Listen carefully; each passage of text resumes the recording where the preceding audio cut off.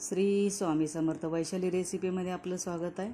चला आता आज आपण बनवणार आहोत बेसनचा सुका झुणका।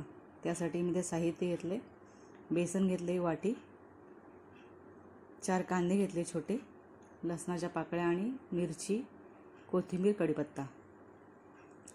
तर चला लसूण मिरचीचं आपण वाटण काढून घेऊया।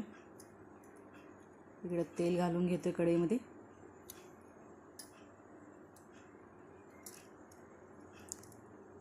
तेल तापलं, आपण कढीपत्ता घालून घेऊ।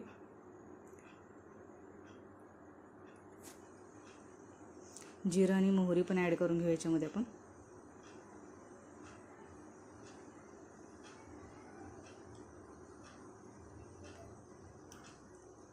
त्याच्यामध्ये आपण कांदा घालून घेऊ। आता या झुणक्याला कांदा आणि लसूण भरपूर लागतो, तेव्हा हा झुणका खूप छान लागतो। कांदा तळेपर्यंत आपण वाटून घेऊया।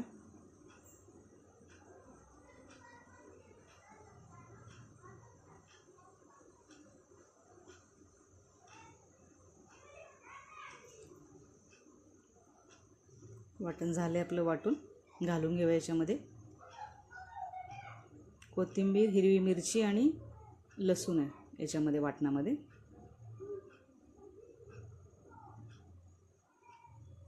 हळद घालून घेते। आपण डायरेक्ट पीठ याच्यामध्ये नाही घालत आहे, मीठ घातले। डायरेक्ट पीठ याच्यामध्ये मी घालत नाही, पाणी घालून त्याचा घोल बनवून घेते आणि मग तो त्याच्यामध्ये ॲड करून घेऊया, जेणेकरून त्याच्या गुठळ्या जास्त होणार नाहीत। आणि सुकं बेसन टाकायचं म्हटलं की तेल अजून एक्स्ट्रा वापरावं लागतं। अशा प्रकारे मी याच्यामध्ये पाणी घालून हा पूर्ण घोल मिक्स करून घेते आणि पातळ बॅटर बनवते, आपल्या इडलीच्या बॅटरसारखं।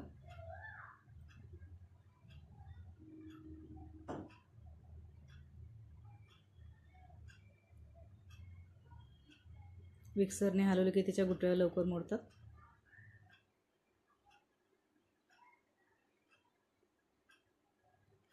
अशा प्रकारे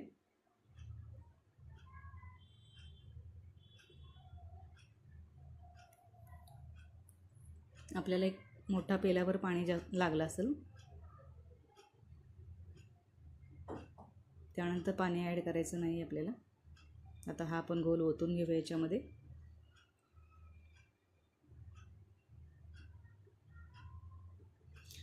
ज्वारीच्या भाकरीबरोबर, चपातीवर खूप छान लागतो।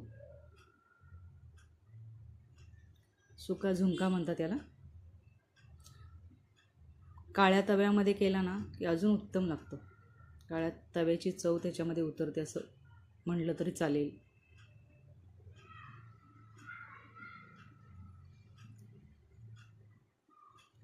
अशा प्रकारे हलवून आपण एक 5 मिनिटासाठी झाकून ठेवू।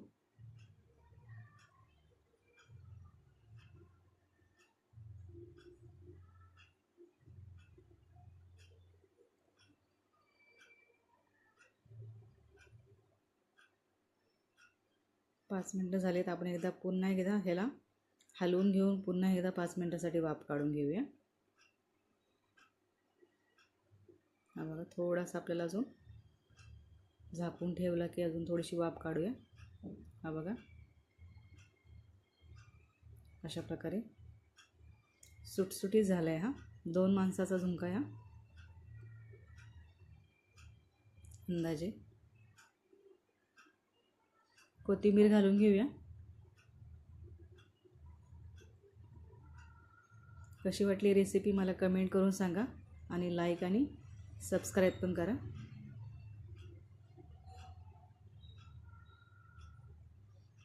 माझी रेसिपी आवडत असल्यास एक वेळेस बनवून बघा। ही पहा, अजिबात हाताला चिटकत नाही आहे।